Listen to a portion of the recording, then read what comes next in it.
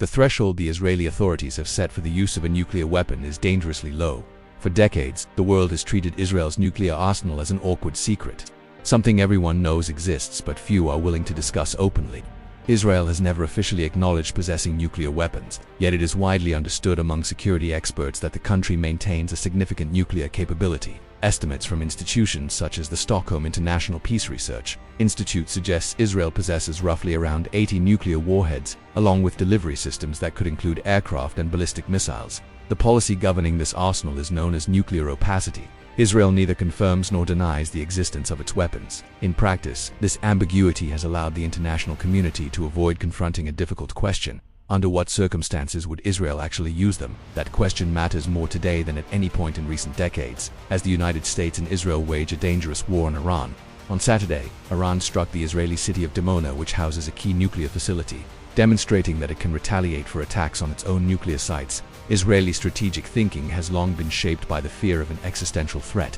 Unlike most nuclear states, whose doctrines revolve around deterrence or competition with other nuclear powers, Israel's security narrative is rooted in the belief that the country could face destruction if a war turns decisively against it. Israeli leaders have repeatedly framed regional conflicts, from the wars of 1967 and 1973 to present confrontations with Iran and armed groups in Gaza and Lebanon, as struggles for national survival. That mindset matters enormously when nuclear weapons are involved. In most nuclear doctrines, the threshold for nuclear use is deliberately set extraordinarily high. Nuclear weapons exist primarily to deter other nuclear powers.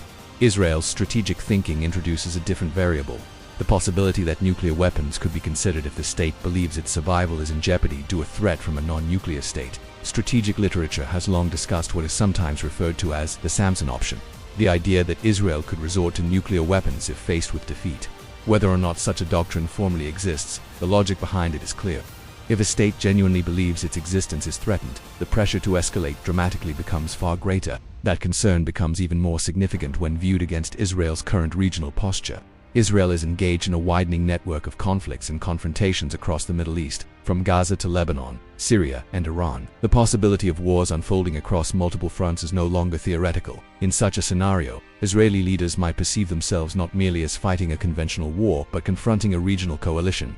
The more a state interprets its wars as existential, the lower the psychological barrier to extreme escalation becomes. This is precisely why nuclear doctrines in most countries are constrained by rigid strategic frameworks and international oversight. Israel's nuclear arsenal, however, exists almost entirely outside international regulation.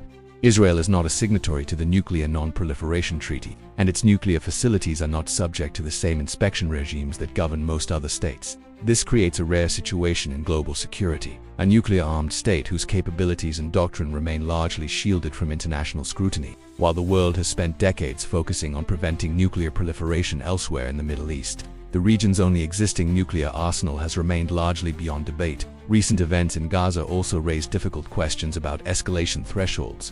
Since October 2023, Israel's military campaign in Gaza has resulted in the killing of tens of thousands of Palestinians and the near-total destruction of much of the territory's infrastructure. Entire neighborhoods have been flattened. Hospitals, schools, and civilian infrastructure have repeatedly been struck. The scale of destruction has led many human rights organizations and legal scholars to describe the campaign as genocidal. The intensity of the bombardment has been extraordinary.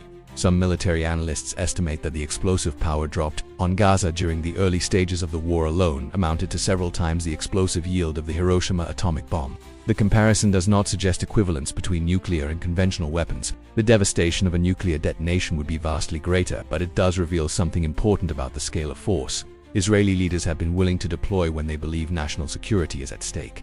If a state is willing to unleash such overwhelming destruction through conventional means, the uncomfortable question arises: what would its threshold be if it believed it was actually losing a war? Another factor rarely discussed in strategic debates is the political climate within Israel itself.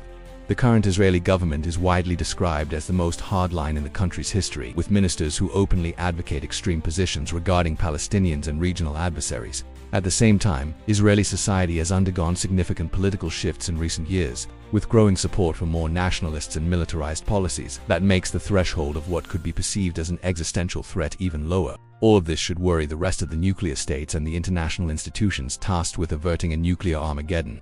And in the context of the ongoing US-Israeli war with Iran, it should spring them into action. Subscribe for more war-related stories.